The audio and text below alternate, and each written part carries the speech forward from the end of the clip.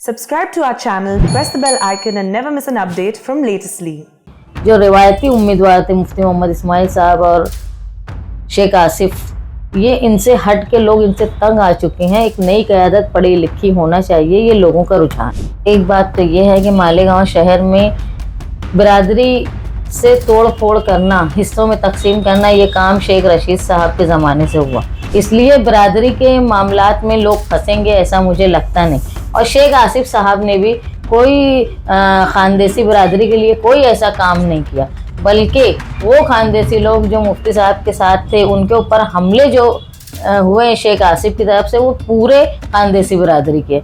और ये शहर भी जानता है कि न शेख रशीद के ख़ानदान में वो ताकत है, ना मुफ्ती साहब के अंदर वो ताकत है कि निहाल अहमद या उनके खून को ख़रीद पाए। हमारा गठबंधन मालेगांव शहर के डेवलपमेंट के लिए था, जिसमें मुफ्ती साहब बिल्कुल नाकाम रहे। लेकिन जब कॉरपोरेशन ख़त्म हो गई, अवामी दबाव ख़त्म हो गया और मामला चला गया कलेक्टर के पास, और उसकी कलेक्टर की जो इरिगेशन डिपार्टमेंट की मीटिंग होती थी, उसमें जब ये फैसला हुआ कि दाभाड़ी को पानी देना चाहिए, उस वक्त मुफ्ती इस्माइल साहब गैर हाजिर रहे।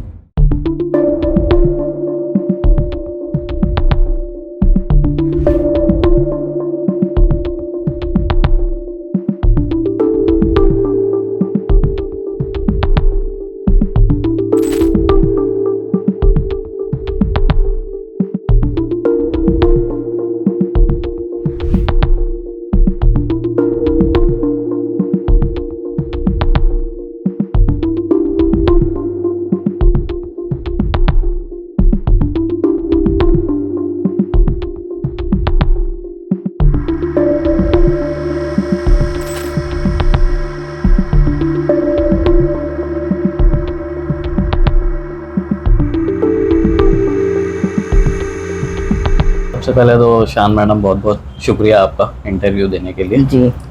मेरा पहला सवाल ये है कि समाजवादी पार्टी से मालेगांव सेंट्रल कॉन्स्टिट्यूंसी में आपको टिकट दिया गया है जी। आप किन इश्यूज़ के साथ आवाम में जा रहे हैं और कैसा रिस्पांस अभी तक आपको देखने में आया? मालेगांव शहर जो है वो हमेशा से सेकुलर उम्मीदवार पसंद करता आया है। यही वजह है कि मालेगांव शहर में आज तक सोशलिस्ट पार्टी का राज रहा, और तीसरी ताकत को मालेगांव शहर ने हमेशा पसंद किया है। कभी मज़हब के बुनियाद पे किसी पार्टी को पसंद नहीं किया। हमारा हमेशा से सोच ये रही, हम जनता दल के साथ रहे जब से होश संभाले, लेकिन जब देवी गौड़ा साहब का पैक्ट बीजेपी के साथ हुआ तो हमने वो पार्टी छोड़कर समाजवादी पार्टी के साथ इसलिए गए कि वो हमारी हम ख्याल पार्टी। और इलेक्शन में आने की वजह ये थी कि मालेगांव शहर जो मुसलसल 1999 के बाद से सियासी, समाजी और मजहबी बहरान से दो चार था, इसलिए ज़रूरी था कि एक नई क़यादत आकर इसमें सियासी शऊर लोगों में पैदा कर। इसलिए मैं इलेक्शन लड़ने का इरादा की, और अब मैं जब लोगों में जा रही हूँ, लोगों को समझा रही हूँ कि मैं इलेक्शन क्यों लड़ रही हूँ, तो लोगों को ये बात मैं महसूस करती हूँ कि लोग ये भरे बैठे हैं कि अब कोई जो रिवायती उम्मीदवार थे मुफ्ती मोहम्मद इस्माइल साहब और शेख आसिफ, ये इनसे हट के लोग इनसे तंग आ चुके हैं। एक नई क़यादत पढ़ी लिखी होना चाहिए, ये लोगों का रुझान। मालेगांव सेंट्रल से समाजवादी पार्टी की कैंडिडेट आप हैं, इसी तरह कांग्रेस ने एजाज बेग को टिकट दिया है। अब सवाल ये उठता है कि मालेगांव सेंट्रल से महाविकास अघाड़ी का कैंडिडेट कौन है? जब इंडिया अलायंस बनी तो इसमें बनाने में सबसे अहम रोल नीतीश कुमार ने अदा किया, और नीतीश कुमार जब इंडिया अलायंस छोड़ के एनडीए में गए तो उस वक्त बहुत दरहम बरहम हो गया था ये अलायंस। उस वक्त सबसे पहले हिमायत करने वाला या इस अलायंस को जोड़ने वाले वो अखिलेश यादव थे, और उन्होंने एक हवा बनाई। जो उत्तर भारत है वो एक ऐसा बेल्ट है जो हिंदी ज़बान वाला है, और आप देखेंगे साउथ की बनिस्बत जो उत्तर भारतीय लोग हैं उनको मीडिया बड़ा कवरेज मिलता है उत्तर भारत को, तो वहाँ से एक जो हवा बनी उसकी वजह से मानती हूँ मैं कि इंडिया अलायंस की इतनी सीटें आई। और जब उसका बड़ा लीडर आके अखिलेश यादव यहाँ ऐलान करके गए मेरे नाम का, उसके बाद ज़रूरत नहीं थी कि दूसरे पार्टी का ऐलान होता। ये जिम्मेदारी हमेशा बड़ी पार्टी की होती है जो छोटी पार्टी के लिए कुर्बानी देनी चाहिए, लेकिन यहाँ ऐसा नहीं हुआ। क्या वजह रही कि मतलब सीट पर एग्रीमेंट नहीं हो पाया, या यहाँ की जो मुकामी लीडरशिप थी वो चाहते थे कि नहीं हम इलेक्शन लड़ेंगे? देखो, कांग्रेस पार्टी में मुकामी तौर पे कुछ नहीं होता। मेरी समझ के मुताबिक जो होता है सब सेंट्रलाइज होता है। अगर एक बड़ा लीडर आके यहाँ ऐलान करके जाता है, हम लोगों ने मेरे वालिद से भी सुना था हमेशा कि कांग्रेस हमेशा छोटी पार्टियों को ख़त्म करती है, और उसी का नतीजा ये है कि कम्युनल पार्टी बीजेपी इतनी स्ट्रांग हुई। अगर बड़ी पार्टी कुर्बानी देगी तो ही वापस सेकुलरिज्म पैदा होगा। तो कांग्रेस को कहीं ना कहीं कुर्बानी देनी चाहिए थी, जो उन्होंने नहीं दी, और उसका नतीजा उन्होंने हरियाणा में भी देखा। 4 नवंबर को नॉमिनेशन वापस लेने की लास्ट डेट है। मैंने एजाज बेग से भी कल इंटरव्यू लिया उनका, तो उन्होंने भी कहा कि वो फॉर्म तो अपना नॉमिनेशन पेपर वो वापस नहीं लेंगे। आप भी नहीं लेंगे? बिल्कुल। हमारा ऐलान, अखिलेश यादव जो है वो हिंदुस्तान के समाजवादी पार्टी के सदर हैं, अध्यक्ष हैं, उन्होंने ऐलान करके गया है, तो मैं कौन होती हूँ फॉर्म वापस लेने में। अगर अखिलेश यादव की तरफ से हमको ये एतमाद दिया गया है कि आप उम्मीदवारी करें, और हम लोग जो है वो फील्ड पे आप देखेंगे कि किसकी क्या सियासी हैसियत है, किसका क्या वजन है, इसलिए कुर्बानी देने का काम उनको करना चाहिए था जिनकी हैसियत कम थी। अभी पॉलिटिकल सर्कल में ये चर्चा भी बहुत है कि उत्तर प्रदेश में जो बाय इलेक्शन है वहां पर कांग्रेस ने अनाउंस किया है कि हम कोई कैंडिडेट नहीं उतारेंगे और समाजवादी पार्टी को हम अपना सपोर्ट देंगे। तो वो बातें चल रही है कि महाराष्ट्र में भी शायद इस तरह की अंडरस्टैंडिंग होगी कि सिर्फ 2 सीट समाजवादी पार्टी करेगी और बाकी कैंडिडेट वो अपना विड्रॉ करेंगे। नहीं, क्या इस तरीके का कोई भी बात ऐसी थी आप तक पहुंची है कि 9 सीटों का इलेक्शन यूपी में हो रहा था। 9 सीटों में से उन्होंने 3 सीट देने का अखिलेश यादव साहब ने कांग्रेस से कहा था। आप ये समझ लो कि वहाँ 402 सीट में से सिर्फ 2 MLAs हैं उत्तर प्रदेश में, लेकिन उसके बावजूद वो 9 में से 3 सीटें उनको दे रहे थे। उसके बावजूद उनका अंडरस्टैंडिंग हो नहीं पाई।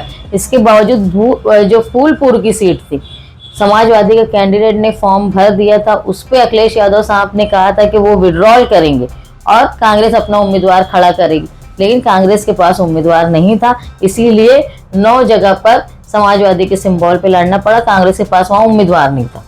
अगर अखिलेश यादव की तरफ से कोई डायरेक्शन नहीं, हमको तो नहीं लगता है कि अखिलेश यादव साहब जो हैं वो ऐसा बोलेंगे। इस बारे में कोई बात अभी तक नहीं, बात हमारी हुई है। AB फॉर्म जब हमको आया, मेरे ख्याल से हमारे पास 12-13 रोज हो गए जब AB फॉर्म आया, और हमारे AB फॉर्म पे जो है वो अखिलेश यादव की साइन है, और उन्होंने यहाँ भेजा, और वो यहाँ आकर ज़बानी ऐलान भी करके गए, और पूरे हिंदुस्तान ने देखा। तो ये जिन्होंने इतनी बड़ी बातें नहीं की है, कोई बड़े नेता ने नहीं ऐलान किया है, उनको चाहिए कि वो अपनी बातें वापस लें। शहर में जैसी इलेक्शन आता है तो उस वक्त बिरादरीवाद की बात भी चलने लगती है, और ऐसा माना जाता है कि जो दक्नी और शेख बिरादरी है वो आसिफ शेख जो फॉर्मर MLA है उनके साथ होती है, और मोमिन अंसारी बिरादरी एक बड़ा हिस्सा है मुफ्ती इस्माइल के वोट बैंक का। आप भी उसी बिरादरी से बिलोंग करते हैं। तो जो आपके मुखालफिन है वो ये कहते हैं कि आपका खड़े होने का मकसद सिर्फ ये है कि आप मुफ्ती इस्माइल के वोट को काटें, और इसमें वो ये इल्ज़ाम तक भी लगा देते हैं कि शेख आसिफ ने ही आपको खड़ा किया है ताकि मुफ्ती इस्माइल का वोट कटे। एक बात तो ये है कि मालेगांव शहर में बिरादरी से तोड़ फोड़ करना, हिस्सों में तकसीम करना, ये काम शेख रशीद साहब के ज़माने से हुआ, वरना साथी निहाल अहमद साहब इलेक्शन लड़ते थे तो उनके साथ तमाम बिरादरी के लोग रहते थे। वो लोग जो नए आबाद हुए हैं, जो मराठवाड़े से आए हैं या खानदेश से आए हैं, वो तमाम लोग निहाल साहब के साथ रहते थे। वहाँ कोई लड़ाई नहीं थी बिरादरी की। ये अपना सियासी फ़ायदा उठाने के लिए इन्होंने दखनी और मोमिन की बात की। लेकिन एक बात आप समझ लो, मालेगांव शहर ये समझता है कि आज जो हालात हैं, जो जिस तरह के फ़िरका परस्त लोग हैं, जब वो निशाना बनाते हैं किसी को तो वो माइनॉरिटी को निशाना बनाते हैं, वो बिरादरी देख के निशाना नहीं बनाते। इसलिए बिरादरी के मामलात में लोग फंसेंगे ऐसा मुझे लगता नहीं। और शेख आसिफ साहब ने भी कोई खानदेसी बिरादरी के लिए कोई ऐसा काम नहीं किया, बल्कि वो खानदेसी लोग जो मुफ्ती साहब के साथ थे उनके ऊपर हमले जो हुए हैं शेख आसिफ की तरफ से, वो पूरे खानदेसी बिरादरी के। दूसरा ये कि मुफ्ती साहब ने भी कोई बुनकर मेयर मालेगांव शहर में नहीं दिया। तो उनकी वोट बैंक अगर वो मानेंगे कि बुनकर है, तो ऐसा नहीं है, ना उन्होंने बुनकर बिरादरी के लिए कोई काम किया। मालेगांव शहर जब तब्दीली जब चाहता है, एक लहर होती है, तो वो ऑल ओवर होती है, उसमें बिरादरी और जबान के हिसाब से टुकड़े नहीं होते। नहीं, ये सवाल इसलिए भी आता है कि जो आपके मुखालफिन है वो ये भी कहते हैं कि शेख आसिफ अपने जलसों में सिर्फ मुफ्ती इस्माइल को ही निशाना बना। आपके बारे में पॉलिसी जो है इनकी, ये हम लोग ये सालों से बोलते आ रहे हैं। 2007 में मुफ्ती साहब बाकायदा ज़ाहिरी तौर पर सियासत में आए, लेकिन वो इनडायरेक्टली 1999 से सियासत में उन्होंने जब साथी निहाल अहमद साहब इलेक्शन 1999 का लड़ी तब भी, और 2004 का भी मुफ्ती साहब ने निहाल साहब के खिलाफ फतवा दिया। और आप समझ लो कि 2009 में जब मुफ्ती साहब चुन कर आए, उसके बाद 2012 में उन्होंने तायरा शेख रशीद को सपोर्ट करके मेयर बनाए। तो ये दोनों जो है ये मिली जोड़ खेलते हैं और ये नहीं चाहते कि कोई तीसरा आदमी चुन के आए, खास तौर पे हम, इसलिए कि हम लोग इनके मुताबिक हम लोग मोल्ड नहीं होते। और ये जो है ये इनके कोई उसूल नहीं है, ये लोग अपने हिसाब से सियासत करते हैं, अपने फ़ायदे के लिए सियासत करते हैं। तो वो नहीं चाहते कि कोई तीसरा आदमी चुनकर आए। और रही कि हम पहले दुश्मन, सियासी पहली दुश्मनी हमारी शेख रशीद से रही है। मुफ्ती साहब तो उस वक्त उनके दोस्त थे, और आप देखेंगे वक्तन फ़ौक्तन कारपोरेशन में हो चाहे अवामी मसाइल में, ये लोग समझौता कर लेते हैं। और ये लोग ये समझते हैं कि अगर निहाल अहमद का ख़ानदान या निहाल अहमद की बेटी इलेक्शन जीतती है तो ये एक लंबा टर्म लेकर जाएगी, इसलिए ये मिलकर इलेक्शन ऐसा लड़ रहे हैं। और ये शहर भी जानता है कि न शेख रशीद के ख़ानदान में वो ताकत है, न मुफ्ती साहब के अंदर वो ताकत है कि निहाल अहमद या उनके खून को ख़रीद पाए। गालबन 2017 की बात है, जब आप जनता दल सेक्युलर में थी, उस वक्त आई थिंक मुफ्ती इस्माइल के साथ जो गठबंधन हुआ था कॉरपोरेशन इलेक्शन के वक्त, उसके बाद 2019 में जब असेंबली इलेक्शन हुआ तो आप लोग उनके साथ थे, उनके साथ इलेक्शन लड़ा। वो गठबंधन आज भी कायम है या खत्म हो चुका है? असल में हमारा गठबंधन मुफ्ती साहब के साथ इसलिए हुआ था कि हम नहीं चाहते थे कि कांग्रेस पार्टी के उस वक्त जो जिम्मेदार थे शेख रशीद साहब, उनकी बीवी और शेख आसिफ, इस कदर ये लोग कारपोरेशन में रह के चोरियां करते थे कि जिससे मालेगांव शहर के सेंट्रल हिस्से का बहुत नुकसान हो रहा था। इसलिए हमने गठबंधन मुफ्ती साहब से किया था कि इनको इक़्तिदार में नहीं आने देना। हमारी कोई चॉइस थी मुफ्ती इस्माइल साहब ये नहीं था, वो हमारी मजबूरी थी इनको ख़त्म करने के लिए, इसलिए हमारा गठबंधन था। और गठबंधन हमने 2019 के इलेक्शन में भी हम उनके साथ दिलो जान से लगे रहे, इसलिए कि ये लोग जो चैंपियन चोर है वो चुनकर ना आए। उसके बाद जो हम लोग उनके पास हमारी सपोर्ट करने के जनता दल में हम थे, हमने सपोर्ट किया था, और जिस मंशूर पे हमने उनको सपोर्ट किया था उसमें से एक भी काम उन्होंने नहीं किया, इसलिए हमारा गठबंधन इनके साथ बचा नहीं। ये हमारी तवक्के के मुताबिक तो जाने दो, इन्होंने कोशिश भी नहीं की कि तवक्के के मुताबिक कुछ काम कर पाए। नहीं, ये सवाल इसलिए था क्योंकि अलल ऐलान गठबंधन टूटने का नहीं हो किया गया है, बट ना आपकी तरफ से ना मुफ्ती इस्माइल की तरफ। हाँ, लेकिन हालात जो बने, हमारा गठबंधन मालेगांव शहर के डेवलपमेंट के लिए था, जिसमें मुफ्ती साहब बिल्कुल नाकाम रहे, तो जाहिर सी बात है वो गठबंधन ख़त्म हो गया। तलवाड़ा तालाब से जो पानी का मामला है वो भी शहर में काफ़ी गूंजता है आए दिन। आप लोगों ने भी उसके लिए तहरीक चलाई, हम लोगों ने ही पानी जो है वो शेयर ना किया जाए दाबाड़ी के साथ, लेकिन बिल आखिर ये हो गया है कि वो फैसला हो गया। क्या वजह थी कि ये मामला नहीं हल हो पाया? और मेरा दूसरा सवाल ये है कि क्या इस ताल्लुक से आप लोग शेख आसिफ और मुफ्ती इस्माइल के पास भी गए थे क्या, और गए थे तो उनका क्या रिस्पॉन्स रहा इस मामले में? देखिए, मालेगांव शहर में जब तलवाड़ा डैम से पानी देने की बात आई देहात को, तो उस वक्त सबसे पहले मुखालफत बुलंद इकबाल ने की। उनका ये कहना था, पहले उन्होंने वाटर सप्लाई डिपार्टमेंट से पूछा कि मालेगांव शहर की आबादी में आप कितने % लोगों को पानी दे देते हो? तो उन्होंने कहा था, कारपोरेशन ने जवाब दिया था कि 60% लोगों को हम लोग पानी दे देते। बुलंद इकबाल ने कहा था, जब हम अपनी आबादी के 100% लोगों को पानी नहीं दे पा रहे हैं तो हम कैसे किसी और को पानी देंगे? तो और ये भी हमने वहाँ कहा था कि भाई मंत्री हैं, आउटर के जो मिनिस्टर हैं, वो उनकी इतनी हैसियत है, अलग अलग गांव के डैम हैं, वो भी तलवाड़ा डैम के इतराफ़ की कोई जगह लेकर खुद का डैम बना ले भी। जब हम मालेगांव शहर के जो लोग बाशिंदे हैं उनको पानी नहीं दे सकते तो वहाँ नहीं देना चाहिए था। और वो हमारी ही ताकत थी कि हम लोग मुसलसल कोशिश करते थे कि वहाँ पर जाकर चेक करते थे कि कोई पाइपलाइन डाली गई है क्या, और जब हमको लगता था तो हम उसको निकलवाते थे। लेकिन जब कॉरपोरेशन ख़त्म हो गई, अवामी दबाव ख़त्म हो गया और मामला चला गया कलेक्टर के पास, और उसकी कलेक्टर की जो इरिगेशन डिपार्टमेंट की मीटिंग होती थी उसमें जब ये फैसला हुआ कि दाभाड़ी को पानी देना चाहिए, उस वक्त मुफ्ती इस्माइल साहब गैर हाजिर रहे।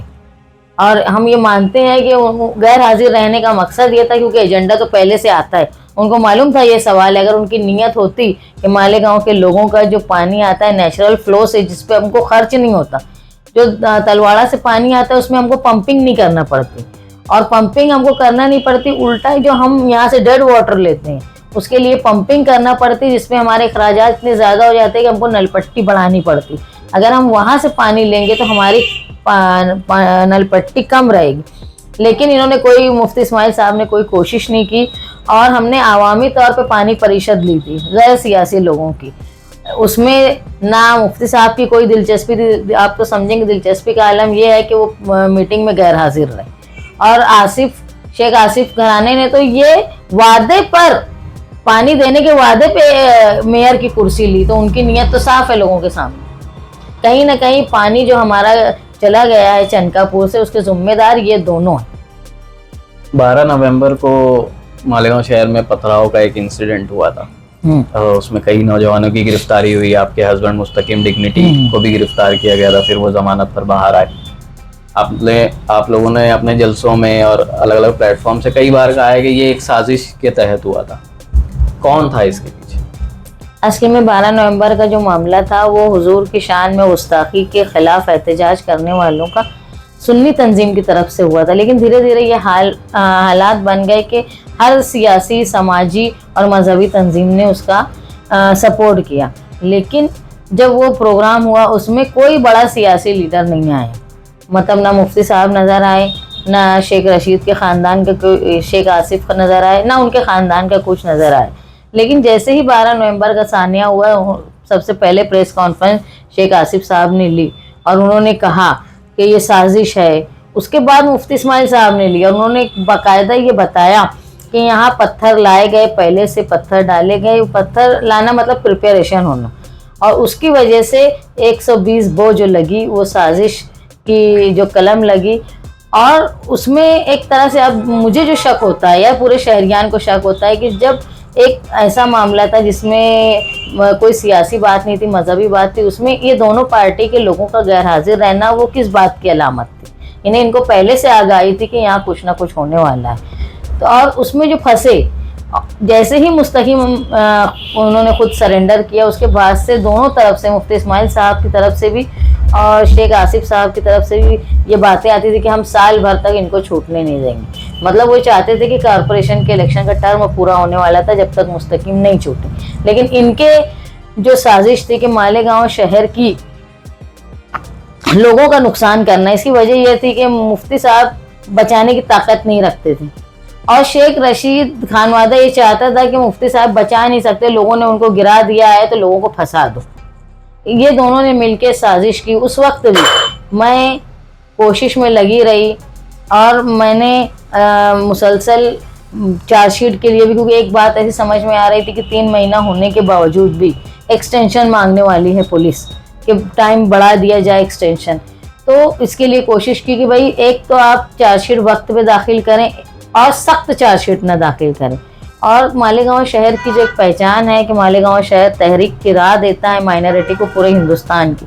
12 नवंबर के बाद जो दहशत लोगों पर आ गई थी कोई भी समाजी प्रोग्राम करने के लिए, सियासी प्रोग्राम करने के लिए, इसको ख़त्म करने के लिए मैंने मालेगांव शहर के एक दिन में 35 जगह धरने करवाए ताकि लोगों के अंदर से डर और खौफ निकले। और इतना बड़ा सानिया हुआ, कोई बहुत बड़ी बात नहीं हुई थी। जो पुलिस ने जो चार्जशीट बनाई, पुलिस ने जो FIR दर्ज की, मामूली से एक वाक़े पर बहुत बड़ा ढिंडोरा उन्होंने किया। ये वजह है, तो लगता है कि उस पर पॉलिटिकल, हाँ, उस पे ये उसको रोका जा सकता था दो तरह से मैं जो मानती हूँ। एक तो ये कि तमाम सियासी लोग जाकर पुलिस पर दबाव डालते कि ये इतना बड़ा वाक़या नहीं है जितनी सख्त आप लोग कलम लगा रहे हो। लेकिन उस वक्त भी मुफ्ती इस्माइल साहब इसलिए आने के लिए तैयार नहीं थे कि शेख आसिफ साथ में रहेंगे तो वो नहीं आएंगे, और शेख आसिफ साहब का ये कहना था कि मुफ्ती साहब रहेंगे तो मैं साथ में नहीं आऊँगा। इन्होंने जानबूझ के 60 से ज़्यादा लोगों को फंसने दिया। दूसरा ये कि अगर पुलिस पर यहाँ के लीडर का या एमएलए का दबाव होता, एक वजन होता, कानून इनको समझता है, वो ऐवान में आवाज़ उठाएंगे तो हम जवाब नहीं दे पाएंगे, ये दबदबा होता, तो वो लोग इतनी सख्त कलमे नहीं लगाते। ये दो वजह है जिसकी वजह से मामूली से वाक़े को बहुत बड़ा चढ़ा के पेश किया गया है, जिसमें 60 से ज़्यादा लोग 11 महीने जेल में रहे। इसी दौरान जब आपके हज़रत मुस्तकीम डिग्निटी जेल में थे, कई महीने रहे वो जेल में, कभी मुफ्ती इस्माइल या शेख आसिफ की तरफ से कोई पैगाम या कोई मदद किसी तरीके की? एक तो ये था कि मुफ्ती साहब से हम लोगों को कभी कोई उम्मीद ही नहीं रही कि वो हमारी कोई मदद करेंगे। हमारी क्या, जो उनकी पार्टी के लोग हैं उनके लिए भी वो किसी तरह की मददगार साबित कभी नहीं होते। आप देखेंगे कि जो लोग जिन लोगों ने उनके साथ इलेक्शन में काम किया था, चाहे वो शफीक एंटी करप्शन वाले, उनके ऊपर हमला हुआ, रिजवान सर के यहाँ फायरिंग हुई, एजाज बेग के यहाँ पर हमला हुआ, या अब्दुल मालिक यूनुस ईसा पर हमला हुआ, कहीं भी उन्होंने किसी को बचाने की और जो गुनहगार है उनको फंसाने की कोई कोशिश नहीं की, और ना कोई बड़ी सज़ा पाया कोई। तो हमको उनसे उम्मीद कुछ नहीं थी। हमको इतना समझता है, हम लोग कानून जानते हैं, हम हमारे दबदबे से काम कर लेते हैं। और शेख आसिफ साहब की तरफ से भी हमको कोई मदद नहीं मिली हुई है। तो मैं मानती हूँ ये दोनों लोग फंसाना चाहते थे इलेक्शन में आसानी के लिए खुद के। 23 नवंबर को रिजल्ट आएंगे, अगर नतीजा आपके हक में होता है तो वो कौन से 5 बड़े काम होंगे जो आप चाहेंगे कि अपने टर्म में आप मुकम्मल कर लें?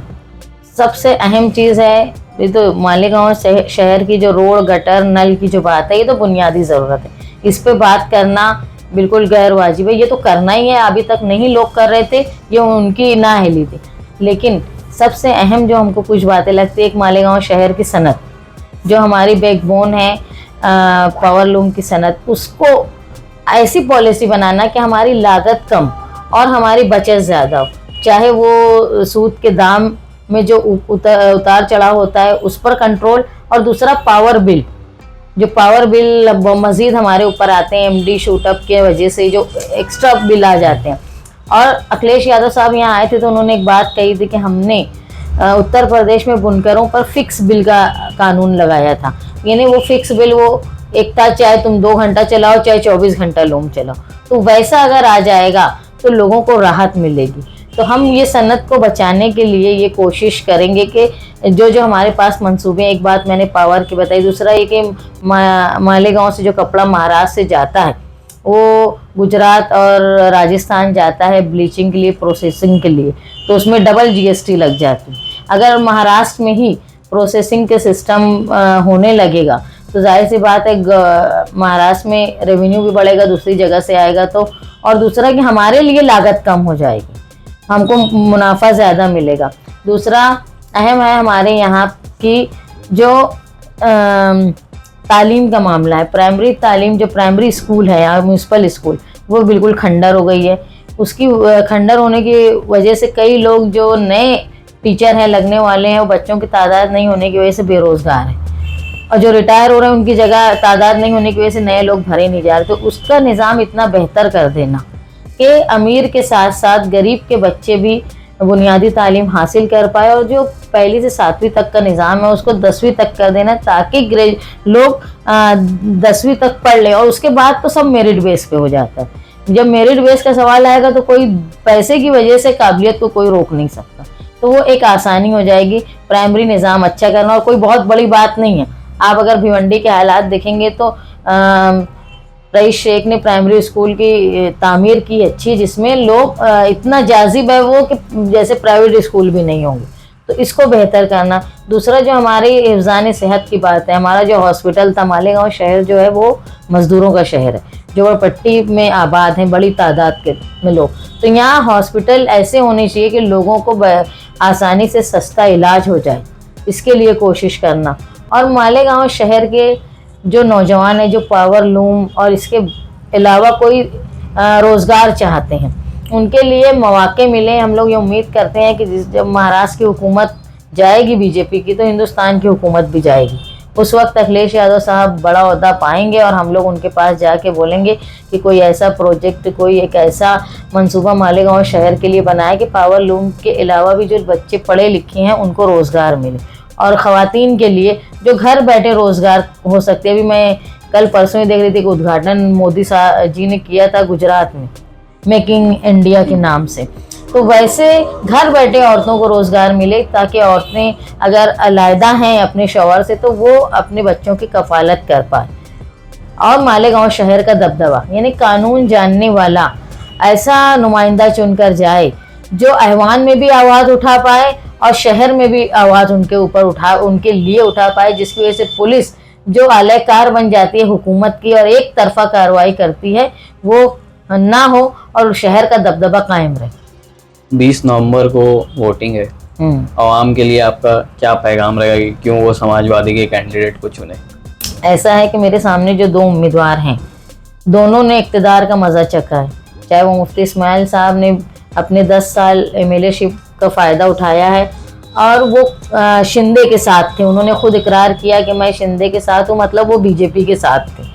दूसरे जो हैं वो आसिफ शेख साहब और उनके वालिद, ये 15 साल इक़्तिदार का मज़ा चखे और कॉरपोरेशन में भी इनका राज रहा। इसके बावजूद उनका ये कहना है कि वो अजीत पवार के साथ है। तो ये दोनों लोग ऐसे हैं जो फ़िरका परस्त पार्टी के साथ डायरेक्टली इनडायरेक्टली जुड़े हुए हैं, और ऐसा नुमाइंदा चुन के अगर आएगा तो वो मालेगांव शहर के मुस्तकबिल के लिए सिर्फ समाजी तौर पे नहीं मजहबी तौर पे भी नुकसानदेह साबित होगा।